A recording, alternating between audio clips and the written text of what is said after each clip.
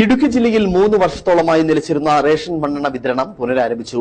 ജില്ലയിൽ കാലങ്ങളായി നിലച്ചിരുന്ന മണ്ണെണ്ണ വിതരണത്തിനായി എടുക്കുന്നതിന് റേഷൻ വ്യാപാരികൾ തയ്യാറായതോടുകൂടിയാണ് വിതരണം പുനരാരംഭിച്ചത്.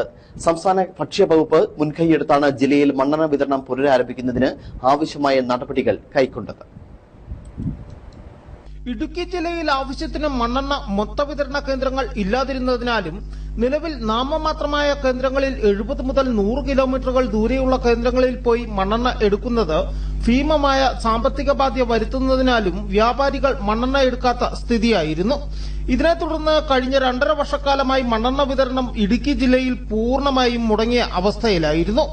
ഇത് വലിയ സാമ്പത്തിക നഷ്ടം ഉണ്ടാക്കുന്ന സാഹചര്യത്തിൽ മണ്ണെണ്ണ കടകളിൽ എത്തിച്ചു തരണമെന്നായിരുന്നു റേഷൻ വ്യാപാരികളുടെ ആവശ്യം. ഇതിനെ തുടർന്ന് ഇവർ ഹൈക്കോടതിയെ സമീപിക്കുകയും അനുകൂല ഉത്തരവ് ഉണ്ടാവുകയും ചെയ്തു. ഇതിനെ തുടർന്ന് സംസ്ഥാനത്തിന് അനുവദിച്ചിരുന്ന മണ്ണെണ്ണ നഷ്ടപ്പെടാതിരിക്കുന്നതിനായി താലൂക്ക് കേന്ദ്രങ്ങളിൽ മണ്ണെണ്ണ എത്തിച്ചു തരാമെന്ന് സിവിൽ സപ്ലൈസ് അധികൃതർ ഉറപ്പ് നൽകുകയായിരുന്നു.